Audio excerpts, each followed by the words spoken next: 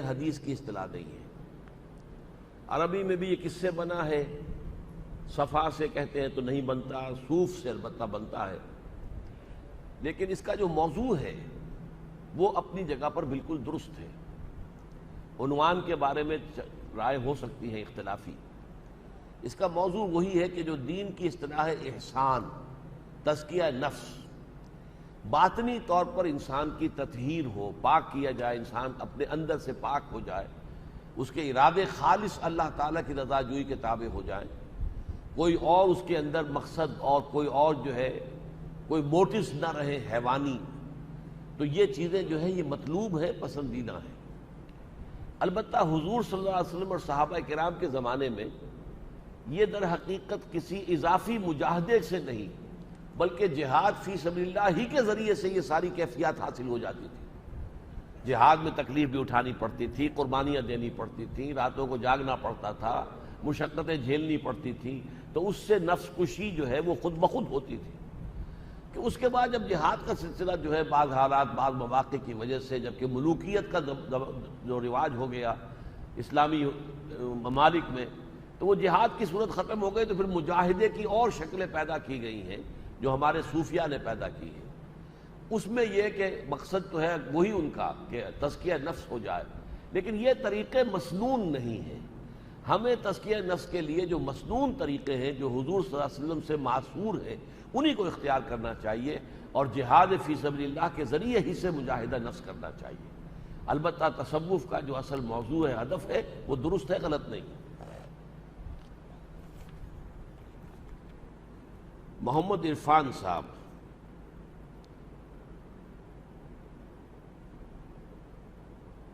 کیا بدعت بھی شرک کی ایک قسم ہے؟ اور آج کل جو بدعت حسنہ کی کس طرح استعمال کی جا رہی ہے اس کی وضاحت کریں۔ بدعت اور شرک میں فرق ہے۔ بدعت تو اسے کہتے ہیں کہ کوئی ایسی شے جو حصول ثواب کے لیے عبادت سمجھ کر سر انجام دی جائے لیکن اس کا کوئی ثبوت حضور سے اور صحابہ سے نہ ہو، وہ بدعت ہے۔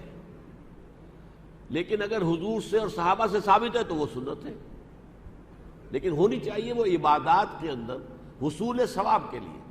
اب ایک شکل یہ ہے کہ حضور اونٹ پر سواری کرتے تھے اور تو کوئی شے تھی نہیں، نہ ہوائی جہاز، نہ ٹرین، نہ کار، تو اب اس کو کہ گاڑی کو یا ٹرین کو یا ہوائی جہاز کو بدعت کہہ دیا جائے، یہ غلط ہے۔ یہ تو سائنٹیفک ٹیکنالوجیکل ترقی ہے جو ہو رہی ہے، لیکن جو چیزیں کہ عبادات کے ضمن میں حصول ثواب کے لیے کی جائیں ان میں کسی شے کا اضافہ نہ ہو، وہی ہو جو کہ ما انا علیہ واصحابی، جس پر کہ حضور کا اور آپ کے صحابہ کا طرز عمل تھا۔ اگر کوئی اور رسم ہم ایجاد کر لیں گے، مثلا اب یہ تیجا ہے، سوئم ہو رہا ہے، قرآن خوانی ہو رہی ہے تیسرے روز جمع ہو کر، اس کا کوئی ثبوت نہیں، نہ صحابہ کی زندگیوں میں نہ حضور کا اپنا عمل ہے، یہ در حقیقت بدعت شمار ہوگی۔ آپ جو ہے 10واں منا رہے ہیں، 7واں منا رہے ہیں، کوئی ثبوت نہیں۔ تو یہ چیزیں وہ ہیں کہ جو بدعات کی شکل میں آ گئی ہیں، اور اس لیے کہ ظاہر بات ہے کہ اس میں حصول ثواب بھی ہے اور ایصال ثواب بھی پیش نظر ہے۔ تو حصول ثواب اور ایصال ثواب کے لیے کام وہی کیے جانے چاہیے جن کا ثبوت حضور اور صحابہ کے طرز عمل میں مل جائے۔ بدعت حسنہ کا لفظ جو ہے وہ صرف حضرت عمر نے استعمال کر لیا تھا کہ تراویح کا یہ نظام جو ہے کہ سب مسلمان مل کر ایک امام کے پیچھے جماعت کی شکل میں 20 رکعت نماز پڑھیں، یہ حضور کے زمانے میں نہیں تھا۔ حضرت عمر نے اس کو جاری فرمایا، تو اسے بدعت کہ حالانکہ بدعت اس لیے نہیں ہے کہ حضرت عمر تو خود صحابی ہیں، خلیفہ ہیں، حضور نے تو فرمایا علیکم بسنتی و سنت الخلفاء الراشدین المہدیین، اور میں نے بھی ابھی تک جو تعریف کی ہے وہ یہ ہے کہ جس کا ثبوت صحابہ سے اور حضور سے نہ ملے، تو یہ ثبوت تو حضرت عمر سے مل رہا ہے، لہذا یہ اس دائرے سے خارج ہو جائے گا۔ لیکن ٹیکنیکلی حضور نے اس کے لیے بدعت کا لفظ استعمال کر دیا صرف اس لیے کہ یہ حضور کے زمانے میں نہیں تھا۔ لوگ اپنے طور پر جو ہے نمازیں پڑھتے تھے، رات کو قیام اللیل کرتے تھے، مختلف لوگ جو ہے مختلف اوقات میں، حضور صلی اللہ علیہ وسلم کا بھی معاملہ یہی ہے۔ آپ عام طور پر جو ہے صرف 8 رکعتیں تہجد کی جو ہے وہی ادا کرتے تھے، رمضان میں بھی، رمضان میں زیادہ طویل کر دیتے تھے۔ لیکن یہ ہے کہ بعد میں حضرت عمر نے یہ نظام قائم کیا، اور یہ اب ایک خلیفہ راشد کا قائم کیا ہوا نظام ہے، یہ بدعت نہیں ہے۔ بلکہ سنت خلیفہ راشد ہے، علیکم بسنتی و سنت الخلفاء الراشدین المہدیین، حضور کے اپنے فرمان مبارک کے مطابق۔ البتہ حسنہ کا لفظ آپ نے خود کہہ دیا، اس لیے کہ اس کے اندر جو ہے اچھائی ہے، اگرچہ یہ حضور کے زمانے میں نہیں تھی۔ محمد آصف صاحب،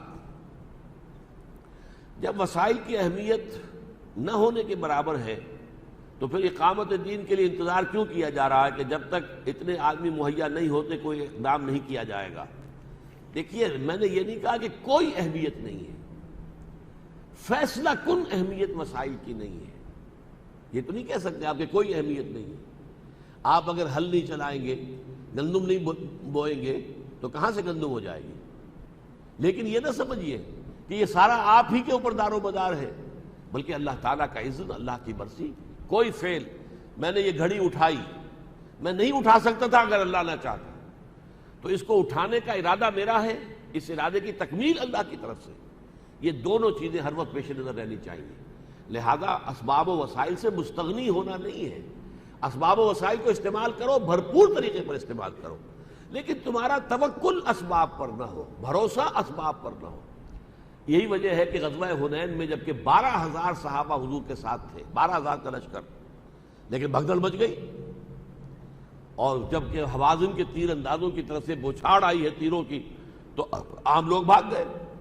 کہتے ہیں شبلی نے تو 30-40 کی تعداد لکھی ہے، سید سلیمان صاحب نے تصحیح کی اپنے استاد کی کہ نہیں 300-400 رہ گئے تھے۔ 12,000 میں سے صرف 300-400 کا رہ جانا، گویا 11,500 کا میدان سے بھاگ جانا کتنی بڑی بھگدڑ ہے۔ قرآن نے یہی کہا ہے، وَيَوْمَ حُنَيْنٍ إِذْ أَعْجَبَتْكُمْ كَثْرَتُكُمْ، یاد کرو اس حنین کو، دن کو، حنین کے دن کو کہ تمہیں اپنی کثرت پر گھمنڈ ہو گیا تھا۔ تو تعداد نہیں، 313 تھے، تم نے شکست دی اللہ کے اذن سے۔ 12,000 تھے، 11,000 بھاگ گئے، حالانکہ بعد میں دوڑ کے واپس آ گئے۔ حضور نے جب صدا لگائی اور رجز پڑھا، انا النبی لا کذب انا ابن عبد المطلب، اور الیہ عباد اللہ، الیہ یا اصحاب الشجرہ، الیہ یا اصحاب البدر، آؤ لوٹو، کہاں جا رہے ہو، اے وہ لوگوں جنہوں نے مجھ سے بیعت کی تھی درخت کے نیچے، تو پھر لوگ لوٹ آئے۔ لیکن یہ کہ بھروسہ نہیں ہونا چاہیے نہ تعداد پر۔ البتہ جب آپ پلان کریں گے کوئی کام کرنا، اس میں وسائل اور اسباب کو پیش نظر رکھنا لازم ہے اور مسنون ہے۔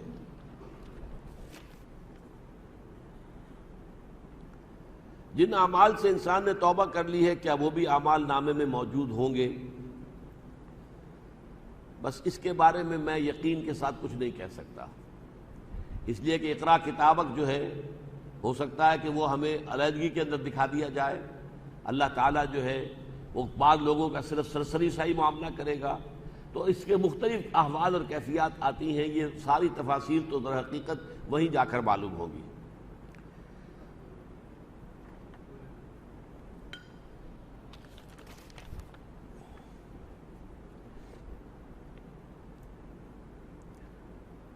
قاری احمد علی صاحب، آپ نے درس میں فرمایا قیامت میں حساب اسی زمین پر ہوگا۔ میں نے قرآن میں یہ آیت پڑھی ہے کہ یوم تبدل الارض غیر الارض، صحیح ہے؟ ہم قیامت میں زمین کو تبدیل کر کے دوسری زمین لائیں گے؟ نہیں، ہم زمین کو بدل دیں گے اس کے سوا، غیر الارض یعنی زمین کی شکل بدل دیں گے۔ یہ ضروری نہیں کہ اس زمین کو ہٹا کر کوئی اور زمین لائیں، زمین ہی کی، والسماوات، اور آسمانوں کو بھی، یعنی حیت بدل جائے گی۔ وہ زمین جو ہے قاعن صفصفا، یہ زمین جو ہے اس میں نہ کوئی اونچائی ہوگی، لا عوج فیہا ولا امتا، نہ کہیں کوئی اونچا ٹیلا ہوگا، نہ پہاڑ ہوں گے، بلکہ قاعن صفصفا یہی زمین کر دی جائے گی۔ اذا الارض مدت والقت ما فیہا وتخلت، یہ ہوگا، لیکن یہ ہے کہ زمین یہی رہے گی، البتہ اس کی شکل اور حیت بدل جائے گی۔ اس آیت سے ثابت ہوا کہ زمین قیامت تبدیل کر کے دوسری زمین نہیں، دوسری نہیں بلکہ زمین کی شکل بدل دی جائے گی، جس سے وہ کچھ اور نظر آئے گی۔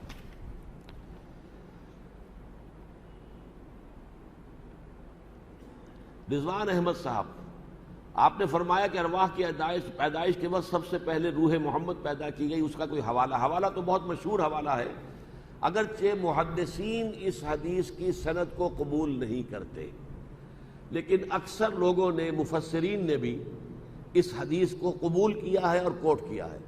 اول ما خلق اللہ نوری، اللہ نے سب سے پہلے جو شے پیدا کی وہ میرا نور یعنی میری روح.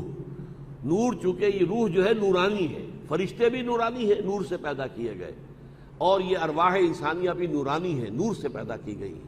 تو اس میں کون سے حرج کی بات ہے، کون سی مشکل بات ہے یہ ماننے کی کہ سب سے پہلے حضور کی روح مبارکہ جو ہے روح پر فتو پیدا کی گئی ہو. اللہ عالم، اور میں اس کا قائل ہوں. ڈاکٹر انوار احمد صاحب، کمانے کے جائز صورت اس موجودہ دور میں جہاں سود عام ہے کیا ہوگی؟ دیکھیے، سود عام ہے لیکن اس کی مقدار اور کمیت یا گاڑھا پن جو ہے سب جگہ ایک جیسا نہیں ہے. مثلا ایک ہے بینک. بینک تو در حقیقت قائم ہی سود پر ہے. کم شرح سود پر ڈپازٹ لی جائے اور زیادہ شرح سود پر ایڈوانس کیا جائے، قرضہ دیا جائے، تو درمیان میں بچت اس کی ہے. یہی اس کی پروپوزیشن ہے. یہ دوسری بات ہے کہ وہ انویسٹمنٹ بھی کرتا ہے، کاروبار بھی کرتا ہے، لیکن وہ اضافی چیزیں. بیسک جو فنکشن ہے بینک کا وہ یہ ہے کہ کم شرح سود کے اوپر لوگوں کے پیسے بچت جو ہے جمع کرے، اور یہ جو کیپٹل بن جائے پھر کاروباری لوگوں کو، کارخانے داروں کو اس میں سے قرض دے. وہ زیادہ شرح پر ہوگا، لہذا وہ بیچ میں جو فرق ہے وہ اس کی کمائی ہے. اب یہ تو ہو گیا ایک ایسا ادارہ جو ہمہ تن ہمہ وجود سرتا پیر سود ہی سود. ایک یہ ہے کہ آپ کسی ایک فیکٹری میں کام کر رہے ہیں، اس فیکٹری میں فرض کیجئے کہ آپ سپننگ ماسٹر ہیں، یا فرض کیجئے مزدور کی حیثیت سے کھڑے ہیں کسی مشین پر، لیکن اس فیکٹری کے اندر روپیہ سود پر لے کر بھی لگایا گیا ہے. یہاں جو ہے آپ کا معاملہ کیا ہوگا؟ یہ بہت ثانوی درجے کی بات ہو گئی. یہ در حقیقت یہ فیکٹری جو ہے یہ کپڑا بنانے کی فیکٹری ہے. اس کا اصل پروپوزیشن جو ہے وہ کپڑا بنانا ہے، وہ سود کے اوپر اصل پروپوزیشن نہیں ہے، لیکن سیکنڈریلی اس کے اندر سود انوالو ہو گیا. اس حوالے سے وہ اس سے کم تر گاڑھی شکل ہو گئی. لہذا بینک کی اگر ملازمت چھوڑی جائے اور ایسی کوئی ملازمت کر لی جائے، اس سے بھی آگے آ جائیں، کوئی ایسا مل جائے معاملہ چاہے جہاں پر کہ سودی رقم بھی کوئی انویسٹنگ نہ ہو کسی کاروبار میں، اسی میں آپ شریک ہو جائیں یا اسی میں ملازمت کریں، اور اچھا ہو جائے گا. لیکن آپ کتنا ہی پیچھے ہٹ جائیں، کچھ نہ کچھ غبار سود کا آپ کے اندر ضرور جائے گا. یہ حضور کی حدیث ہے کہ لوگوں پر ایک زمانہ ایسا آ جائے گا کہ چاہے وہ براہ راست سود کا معاملہ نہ کرے، لیکن سود کا غبار یا سود کا دخان، سود کی بھاپ یا دھواں اور سود کا غبار جو ہے گردہ، وہ ان کے اندر لازم بن جائے گا. وہ میری اور آپ کی یہ حالت ہے کہ ہم گندم کا ایک دانہ بھی کھاتے ہیں تو اس میں بھی سود ہے، اس لیے کہ جو بھی پیداوار ہوتی ہے اس میں فرٹیلائزرز آتے ہیں تو وہ سودی قرضوں پر ہے. کئی ٹریکٹر لیا گیا تو سودی قرضے پر ہے، اور جو بھی ہے معاملہ سارے سودی ہے. بیج لیے گئے تو سودی قرضے پہ لیے گئے ہیں. تو سود جو ہے وہ گندم کے ہر دانے میں پیوست ہے. لیکن اس سود سے نہ میں بچ سکتا ہوں نہ آپ بچ سکتے ہیں. یہ جو میرے اندر اور آپ کے اندر پولیوشن جا رہی ہے، گندگی جا رہی ہے سود کی، اس کا پھر کفارہ یہ ہے کہ جو توانائی بھی مجھے حاصل ہوئی ہے اس گندم کے کھانے سے، میں اس کا اکثر و بیشتر حصہ صرف کر دوں اللہ کے دین کو قائم کرنے کی جد و جہد میں، تاکہ ایک معاشرہ ایسا قائم ہو جائے کہ جس میں سود سرے سے موجود نہ ہو. اس کے لیے جد و جہد کریں گے تو ہماری یہ کوتاہی جو ہے اس کا ازالہ ہو جائے گا. محمد شاہد صاحب، سورہ کہف کے مضامین کے اعتبار سے انسانی نفسیات اور اس کی پستی کو واضح کیا گیا ہے.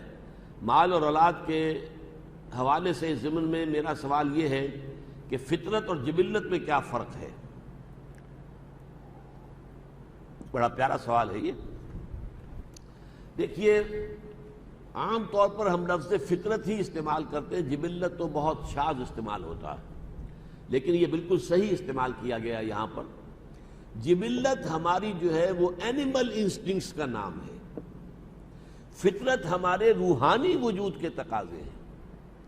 فطرت ہماری بہت اونچی ہے. فطرت اللہ التی فطر الناس علیہا، یہ فطرت جو ہے اسے تو اللہ اپنی طرف منسوب کر رہا ہے. جیسے روح انسانی کو اپنی جانب منسوب کرتا ہے، یسألونک عن الروح قل الروح من امر ربی، یہ تمہارے رب کا امر ہے. تو روح جو ہے اس کے جو تقاضے ہمارے اندر ہیں وہ فطرت ہے، فطرت کے تقاضے ہیں. اور ہمارا جو حیوانی وجود ہے اس کے جو تقاضے ہیں وہ جبلت ہے. جبلت وہ ہے جس کو کہ فرائڈ کہتا ہے ایڈ یا لیبیڈو. ہمارے اینیمل انسٹنکٹس جو ہے وہ جبلت ہے، اور فطرت ہے روحانی تقاضے. سوال کا جواب ابھی ممکن نہیں تو برائے مہربانی سوال کا جواب پوسٹ کے ذریعے دے دیا جائے. نہیں، میں نے تو آپ کے سامنے عرض کر دیا ہے.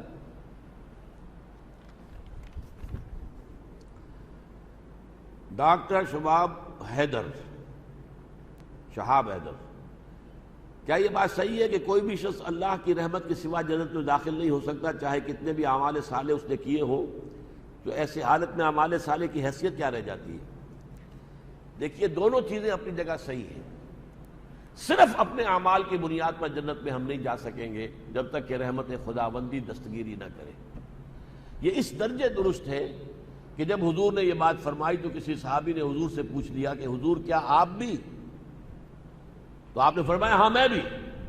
الا ان یتغمدنی ربی برحمتہ، جب تک میرا رب اپنی رحمت سے مجھے ڈھانپ نہیں لے گا میں بھی جنت میں داخل نہیں ہو سکوں گا. تو یہ اپنی جگہ حقیقت ہے. اس کا یہ مطلب نہیں اعمال صالحہ کی کوئی حیثیت ہی نہیں. رحمت خداوندی انہی پر ہوتی ہے کہ جنہوں نے اپنی ساری محنت اور جد و جہد صرف کر دی ہو اللہ کے لیے، ورنہ ہر ایک کے لیے تو رحمت خداوندی نہیں ہے. You have to earn it. Even this mercy, divine mercy of Allah subhanahu wa ta'ala has to be earned. لیکن آپ جتنی محنت کریں گے کہیں نہ کوئی خامی، کوئی کمی رہ جائے گی، کوئی کوتاہی رہ جائے گی. ان کوتاہیوں کو کنڈون کرے گی رحمت خداوندی، ڈیوائن مرسی، تب آپ جنت میں داخل ہوں. محمد سلیمان مرزا، قرآنی مفہوم کے مطابق زمین کی وارث ہمارے نیک اور صالح بندے ہوں گے، لیکن آج اگر بنظر غور جائزہ لیا جائے تو اسلامی ممالک کی جگہ کے حکمران اس پر پوری طرح سے کاربند نظر نہیں آتے. اسلامی ممالک کے حکمرانوں کے علاوہ پوری دنیا کے اندر بھی جو وراثت اس وقت زمین کی ہے وہ تو کافروں کے ہاتھ میں ہے. یرثھا سے مراد ہے بالآخر وارث ہوں گے. یہ در حقیقت اس کا ایک تو مفہوم یہ ہے کہ جب اصل دنیا بنے گی دوسری اور دنیا اور عالم آخرہ کی زمین جو ہوگی اس کے وارث صرف جو ہوں گے وہ جنتی ہوں گے، اہل ایمان ہوں گے، صالح لوگ ہوں گے.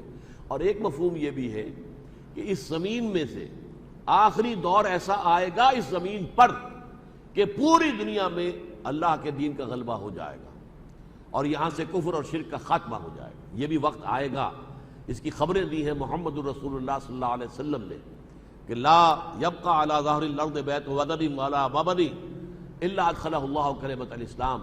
اس زمین پر کوئی اینٹ گارے کا بنا ہوا گھر رہے گا اور نہ حیوانات کے بالوں کے بنے ہوئے کمبنوں کا کوئی خیمہ رہے گا جس میں اللہ کلمہ اسلام کو داخل نہ کر دے. تو پوری زمین کے وارث اہل ایمان ہو جائیں گے، اس زمین کے بھی، قیامت سے قبل.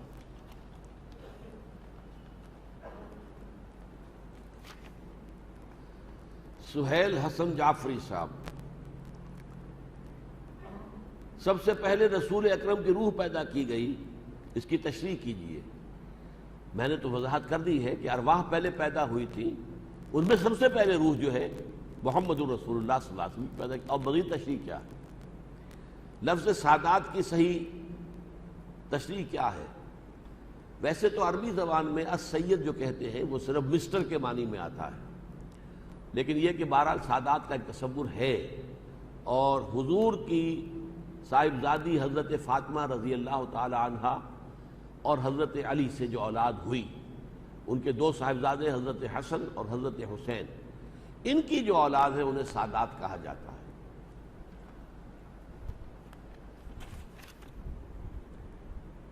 اب یہ آ گئے سید عبد القدیر علی صاحب آ گئے. دیکھیں سید صاحب آ گئے.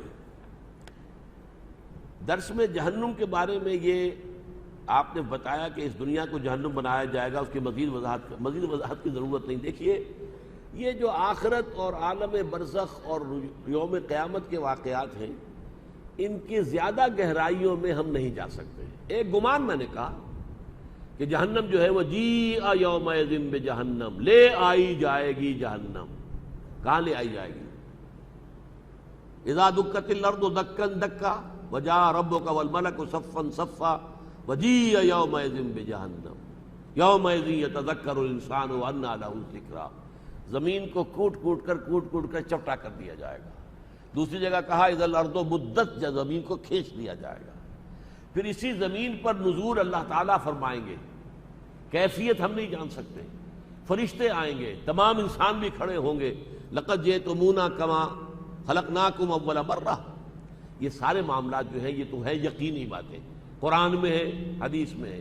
باقی یہ کہ جہنم یہی ہوگی یا نہیں ہوگی، یہ میرے ایک گمان کے درجے میں ہے کہ در حقیقت اس کی جہنم جو ہے اسی میں سے برآمد ہو جائے گی، واللہ عالم. لیکن اس کی مزید کسی شرح میں اور تفصیل میں جانے کا کوئی فائدہ نہیں. بلکہ آپ یہ بھی کہہ سکتے ہیں کہ آپ بھی یہ نہ ہی کہتے تو اچھا تھا، میں بھی اگر یہ بات نہ کہتا تو اچھا تھا. خبیب صدیقی، روز قیامت اللہ تعالیٰ جو جسم عطا فرمائے گا، کیا اس جسم میں یہی یقیناً یہی روح ہوگی؟ اس میں روح اور اس کے ساتھ ہمارا نفس، جان، جو ہمارے حیوانی جو وجود ہے اس کے اندر اصل اس کی شے جان ہے. اب حیوانات کے اندر جان تو ہے، گدھے میں، گھوڑے میں، بلی میں کیا ہے؟ جان تو ہے، روح نہیں ہے. ہمارے اندر دو چیزیں ہیں، روح بھی ہے اور جان بھی ہے. روح اور جان یہ دونوں قبض کر لی جائیں گی، اور پھر جو نیا جسم دیا جائے گا اس کے اندر ان کو ودیعت کر دیا جائے گا. یہ ہے وہ بات کہ جو قرآن مجید کے مطالعے سے سمجھ میں آتی ہے، واللہ عالم. اگر نہیں ہوگی تو وضاحت فرمائے. نہیں، میں نے کہا ہوگی، یہ روح اس کے اندر شامل ہوگی. وسیم احمد صاحب، آپ نے عرض کیا کہ بینک میں جو بھی افراد اس وقت سروس کر رہے ہیں وہ ٹھیک نہیں بلکہ حرام ہے. میں ایک اسٹوڈنٹ ہوں، میں اکاؤنٹس میں تعلیم حاصل کرتا ہوں. کیا آپ کی بات کے حوالے سے میں اکاؤنٹس پڑھنا چھوڑ دوں کیونکہ اس تعلیم کا آخر یہی بینکنگ ہی ہے؟ اس صورتحال میں مجھے اور میرے ساتھی اسٹوڈنٹس کو کیا کرنا چاہیے؟ دیکھیے، یہ آپ کی اپنی ایک حس جو ہے، اگر احساس آپ کے اندر اتنا ہو گیا ہے تو آپ کوئی اور پروفیشن جو ہے وہ چوز کر سکتے ہیں. ویسے تو یہ کہ اکاؤنٹ لازماً نہیں ہے، آپ کسی ملک کے اندر اکاؤنٹنٹ بھی لگ سکتے ہیں کسی فرم میں، لیکن اس میں بھی یہ قباحت رہے گی کہ آپ سودی لین دین کی انٹریز جو ہیں وہ لکھیں گے یا پاس کریں گے. ظاہر بات ہے کہ تمام جتنی بھی فرمز ہیں ان کے اندر سود کا پیسہ انویسٹ ہوتا ہے.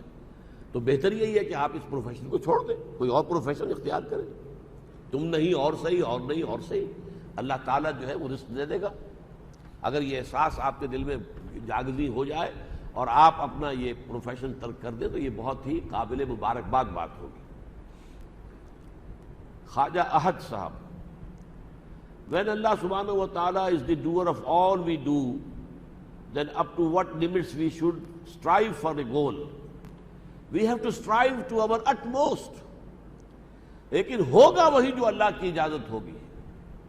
یہ نہیں ہے بغیر ہمارے کیے کچھ اللہ نہیں کرے گا. کیوں کرے گا؟ آپ کریں گے، اللہ منظور کرے گا، اس کا نتیجہ ظاہر ہو جائے گا. تو محنت آپ کو کرنی ہوگی. گندم پیدا کرنے میں محنت آپ کو کرنی ہوگی، ہل آپ کو جوتنا ہوگا، زمین جو ہے آپ کو اس کو سیراب کرنا ہوگا، بیج ڈالنا ہوگا، فصل کی دیکھ بھال کرنی ہوگی، تب گندم آئے گی. لیکن ان سارے کاموں میں اذن رب شامل ہے. اگر اللہ چاہے گا تو آپ کی ساری محنت جو ہے رائے گاہ چلی جائے گی. ساری محنت آپ نے کی اور وہ جو ہے پوری کی پوری جو ہے کوئی پالا پڑ گیا یا کوئی اولے آ گئے اور آپ کی ساری محنت ضائع ہو گئی. تو اس حوالے سے ذہن میں یہ رکھیے کہ انجام کار نتائج اللہ کے اذن کے بغیر نہیں نکل سکتے. ہمارا ٹوٹل ڈیپینڈنس، ہمارا جو بھروسہ اور جو ہمارا توکل ہے وہ اسباب پر نہ ہو. Number 2, in the same way, if we approach a person of standing for having some work done, what is breaking point when our belief is taken as shirk that that person can do it? Yes, بہت عمدہ ہے سوال یہ بھی. دیکھیے، آپ کسی شخص سے کہتے ہیں کہ بھائی مجھے پانی پلا دو. آپ کو معلوم ہے پانی ہے، گھڑا ہے، یہ ہے، وہ ہے، رکھا ہے، وہ جائے گا، لے آئے گا. اس میں کوئی شرک نہیں ہے. عام عادی جو مادی قواعد و ضوابط دنیا کے ہیں، وسائل و ذرائع، اس کے اندر کسی سے کسی کام کے کرنے کی ریکویسٹ کرنا شرک نہیں ہے. لیکن غیبی، ماورائی، انویزیبل طریقے پر اگر آپ نے کسی کو پکارا، اے فرشتہ میرا یہ کام کر دے، یا اے روح عبد القادر جیلانی مجھے اس مشکل سے نکال دے، یہ شرک ہو جائے گا. اس حوالے سے یہ شرک میں اور دنیا میں دنیاوی اسباب کے تحت کسی سے کوئی تعاون حاصل کرنا، ان میں زمین و آسمان کا فرق ہے. البتہ ایک عارف انسان کی بات میں آپ کو سناتا ہوں. میں سمجھتا ہوں کہ بہت گہری بات انہوں نے کہی. فرض کیجئے کہ آپ سمجھتے ہیں کسی شخص کے بارے میں کہ وہ آپ کی کوئی ضرورت پوری کر سکتا ہے. آپ نے جا کے اس سے کہا بھائی میری یہ ضرورت ہے پوری کر دیجیے. فرض کیجئے اس نے سنی انسنی کر دی, آپ نے دوبارہ کہا, پھر بھی وہ سنی انسنی کر رہا ہے. آپ تیسری مرتبہ کہتے ہیں تو وہ بزرگ کہتے تھے اب آپ نے شرک کیا ہے. آپ سمجھتے ہیں کہ اسی کے ہاتھ میں ہے آپ کا وہ کام, حالانکہ ہاتھ میں اللہ کے ہے. وہ توجہ پہلی مرتبہ کہہ دینا کوئی حرج نہیں ہے, دوسری مرتبہ کہنا بھی اچھا نہیں ہے, پسندیدہ نہیں ہے, لیکن تیسری مرتبہ کہنا یعنی یہ سمجھنا کہ بس یہی میرا یہ کام کر سکتا ہے, یہ ایک درجے میں شرک کی شکل بن جاتی ہے. آپ سمجھے کہ اللہ تعالیٰ کو اگر منظور ہوتا, میں نے اس سے کہا تھا, اللہ تعالیٰ اس کے دل کو پھیر دیتا اور وہ بات ہو جاتی. اب نہیں ہے, وہ اعراض کر رہا ہے. تو گویا کہ مسلسل اصرار کرنا جو ہے وہ ان چیزوں کے اندر بھی ایک شرک کسی کیفیت پیدا کر دیتا ہے. حسن قاسم, ریفرنس سورہ کہف آیا 48. ہمارے خیال سے پیدائش اول وہ ہے کہ جو اس وقت ہماری ہے, اور دوم جب ہم اللہ کے حضور حاضر ہوں گے, جبکہ آپ کے مطابق پہلی پیدائش روح کی ہے اور دوسری پیدائش انسان کی ہے. Kindly explain. اصل میں یہ نا کہ لفظ آیا کما خلقناکم اول مرہ, لقد جئتمونا کما خلقناکم اول مرہ. اس پر غور کیجئے, یہ کما کا حق ادا نہیں ہوتا. اس دنیا میں تو ہم پیدا ہوئے ہیں تو باپ پہلے, بیٹا بعد میں, پوتا بعد میں, پڑ پوتا اور بعد میں, یہ تو ایک سیریل معاملہ ہے. بیک وقت سب کا جمع ہونا. لقد جئتمونا کما خلقناکم اول مرہ. اس میں جو مشابہت ہے وہ یہ ہے کہ جب ہم عالم ارواح میں تھے, جبکہ ہم سے کہا گیا الست بربکم قالوا بلا, تب بھی ہم سب کے سب اللہ کے سامنے موجود تھے, اور اب دوبارہ قیامت کے دن اسی طریقے سے ہم موجود ہوں گے.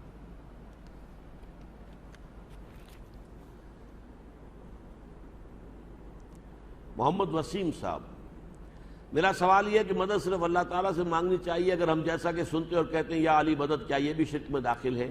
یقیناً یہ شرک ہے, کسی کو بھی پکارنا. اور یہ اللہ کا شکر ہے کہ اگرچہ ہمارے ہاں جو بریلوی مکتب فکر ہے وہ یا محمد کہنے کو تو صحیح سمجھتے ہیں اور لکھتے بھی ہیں مسجدوں میں, لیکن یا محمد مدد کبھی نہیں کہتے ہیں. یہ اللہ کا شکر ہے. یہ ظلم جو ہے حضرت علی ہی پر ہوتا ہے رضی اللہ تعالی عنہ, اور حضور نے فرمایا بھی تھا کہ اے علی تمہارے ساتھ وہی سلوک ہوگا جو میرے بھائی عیسیٰ کے ساتھ ہوا تھا.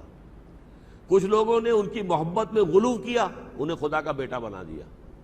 یہودیوں نے ان کی عداوت میں انتہا کی اور کہا کہ وہ تو جو ہے ولد الزنا ہے اور یہ ہے اور وہ ہے اور کافر ہے اور مرتد ہے اور سولی پر چڑھائے جانے کے قابل ہے. اس طرح حضرت علی کو کچھ لوگوں نے خدا بنا دیا. ہر چند خدا کی ذات نہیں ہے علی کی ذات, لیکن نہیں ہے ذات خدا سے جدا علی. اب یہ ایسے ایسے شاعرانہ خیالات جو ہیں, اور مشغول حق ہوں بندگی بو تراب میں, یہ غالب صاحب کہہ رہے ہیں. میں ابو تراب جو ہے حضرت علی, جو حضور نے خطاب دیا تھا قم یا ابا تراب, تو وہ میں ان کی بندگی کرتا ہوں, اللہ کی نہیں, ان کی بندگی کرتا ہوں, اور ان کی بندگی کرنے میں اصل میں اللہ کی بندگی کر رہا ہوں. تو یہ در حقیقت مشرکانہ چیزیں ہیں جن سے اپنے آپ کو بچانا چاہیے. اچھا جناب, بہت شکریہ, سوالات پورے ہو گئے. الحمدللہ الذی ہدانا لہذا وما کنا لنہتدی لولا ان ہدانا اللہ. سبحانک اللہم وبحمدک نشہد ان لا الہ الا انت نستغفرک ونتوب الیک.